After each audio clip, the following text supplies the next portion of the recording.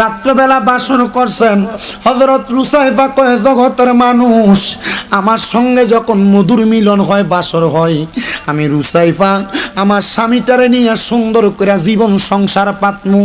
বাসর ঘরের মধ্যে 2 রাকাত নামাজ পড়া আমার আল্লাহর কাছে দোয়া করছি, আব্বাজিরা যারা বিবাহ করছেন আপনারা 2 রাকাত নামাজ পড়ায় দিছিল, জামাই বউ এক লগে যে 2 রাকাত নামাজ পড়ছেন, এরপর আর কোনোদিন নিজের বেডিটারে লইয়া নামাজ পড়ছেন একবার চিন্তা করে দেখেন?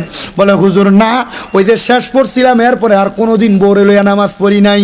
বন্ধু জাননি রে, স্বামী স্ত্রী একসাথে নামাজ পড়লে দোয়াটা তাড়াতাড়ি কবুল হয়, কিন্তু বেডার ঘরে রোগবালা মুসিবত ছাড়ে না, কামাই রুজিতে বরকত হয় না। হইব কেমনে? ওই যে বাসর ঘরে 2 রাকাত পড়ছিলা, এরপরে তার খবরও নাই। ঠিকের আওয়াজ আসতে হয়েছে। চিন্তা করে, হুজুর আমি তো এই রোগের আসামি হই, আমি তো পড়ি না, কথা কয় না। দোয়া কবুল করানোর লেগে জামাই বউ এক লগে নামাজ পড়ার দরকার আসেনি? বউ আসেনি তো কত বুড়া থাকলে চিন্তা করে না, হুজুর বুড়ো হয়ে গেছি না, এখন বুড়ি থাকে এক ঘরে, আমি থাকি আরেক ঘরে। ধরু বেটা, এ বুড়া হয়ে গেলে যারা জামাই বউ আলাদা আলাদা ঘুমান, এটা নিয়ে বন্ধ করেন। আল্লাহর হাবিবের ঘোষণা, স্বামী স্ত্রী দুনিয়ার জমিনে যতদিন বেঁচে থাকবে একই বালিশ হবে তাদের বালিশ। 2 জনের বালিশ হবে কয়টা? নবী কিনলে গা কয়, জামাই বউ একলগে ঘুমাইলে সারা দুনিয়ার যত জায়গা খালি থাকে আল্লাহ সব জায়গা রহমত দিয়ে ভরপুর করে দেয়। আর বেডিয়ে ঝগড়া হইলে মাই দিদিয়া কোল বালিশ দেয়। আপনার কষ্ট হইতেছে বাবু? বেডিয়ে তখন কালা শিখতে থাই গেবো, হুজুর আমরা গোড়া ধরে লেছি। আম্মা, জামাই বউ যত রকমের ঝগড়া হোক রাত্রবেলা মিললেন, আর যদি আপনি আলাদা ঘুমান, স্বামীর সাথে রাগ করে বাপের বাড়িতে চলে যান, মনে রাখেন স্বামীর যদি অন্তরের ভিতরে কোনো খায়েশ তৈরি হয় আর যদি না করতে পারে, তাইলে এ যদি কোনো পরকীয়াতে লিপ্ত হয়ে যায়, কোনো গুনাতে লিপ্ত হয়, সবগুলা গুনাহ আপনার আমল নামে আসবে।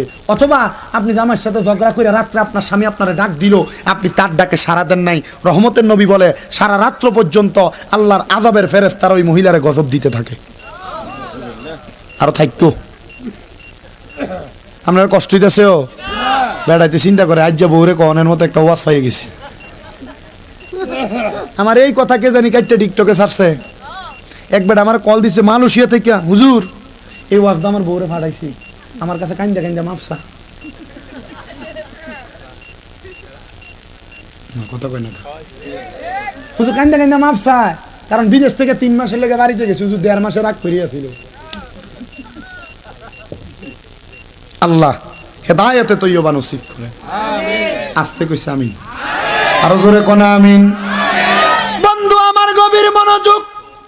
হযরত রুসাইফা বলে, জগতের মানুষ, আমি আমার স্বামীকে নিয়ে বাসর রাতে 2 রাকাত নামাজ পড়লাম, আল্লাহর কাছে দোয়া করছি। আমি আমার স্বামীরে কইলাম দোয়াটা আপনি করেন। স্বামী ডাক দিয়ে কই, স্ত্রী তুমি আমার ঘরের নতুন মেহমান, দোয়াটা তুমি করো। আমি বুঝি নাই রে, আমার স্বামী দোয়াটাও করতে পারে না, ইবাদত করব দূরের কথা। হাই রে, হযরত রুসাইফা বলে, জগতের মানুষ রে, আমি এত জীবন পর্যন্ত দোয়া করলাম আল্লাহ যেন আমার একটা ভালো স্বামী দান করে। এমন স্বামী দান করছে, এই স্বামীটা বাসর রাতের পরে আমি স্ত্রীর সাথে আর এক রাত্র কাটাই নাই। আমার স্বামীর স্বভাব ছিল সে নেশাগ্রস্ত থাকতো, নেশা না করতে পারলে তার ভালো লাগতো না। জগতের মানুষ, আমার আল্লাহ এমন দয়া করছে, ওই বাসর রাতের মিলনের মাধ্যমে আমি রুসাইফার গর্ভে একটা সন্তান দান করছে। আমার স্বামী আমার কোনো খোঁজ খবর নেয় না, কিন্তু আমি সন্তানটার দিকে তাকায়া আমার স্বামীরে ত্যাগ করি নাই। আমার স্বামীটা যত খারাপ হোক, আমার সন্তান তো আছে, তার সন্তান তো আমার গর্ভে আছে। আমি এই চিন্তা কইরা আমার সন্তানকে মানুষ করার জন্য মনে মনে এরাদা করলাম। আমার গর্ভ তাইকা ঠিক 10 মাস 10 দিন পরে একটা ছেলে সন্তানের জন্ম হয়েছে। এ দুনিয়ার মানুষ, যখন ছেলে সন্তান জন্ম হয়েছে রে, আমি মা ওই সন্তানের দিকে তাকায়া তাকায়া আল্লাহর কাছে কত দোয়া করলাম। আল্লাহ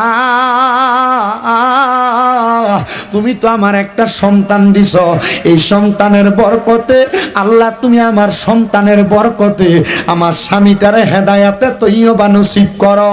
বন্ধুরে, ও নবীর উম্মতের দল, ও আশেক রাসূল ভাই বাবারা, ওই মহিলা বলে আমার স্বামীটা সন্তান জন্মের পরে ওই সন্তানের কোনো দায়িত্ব পালন করে নাই। আমি মা নিজে কষ্ট করে 5-6 বছর বয়স হওয়ার পর আমার সন্তানটারে দিনী শিক্ষা কেন্দ্রের মধ্যে পড়ায়া এলমে দিন অর্জন করাইলাম। আমার সন্তানও এলমে দিন অর্জন করেছে। আমার সন্তানটা এলমে দিন অর্জন করার পরে গো, আমার সন্তানটা আল্লাহ তাআলার কোরআনুল কারীমকে প্রথম থেকে শেষ পর্যন্ত মুখস্থ করেছে। আমার কাছে আইসা আগের দিন ডাক দিয়া কয়, মা, ও মা গো, আমি তো আল্লাহ তাআলার কোরআন মুখস্থ করেছি। আমার মাদ্রাসা থেকে খবর, আমার মাদ্রাসাতে আগামী কালকে এই কোরআন মুখস্থ করার কারণে দস্তার বন্দি করা হবে, মানে মাথার মধ্যে পাগড়ি পরায় দেওয়া হবে।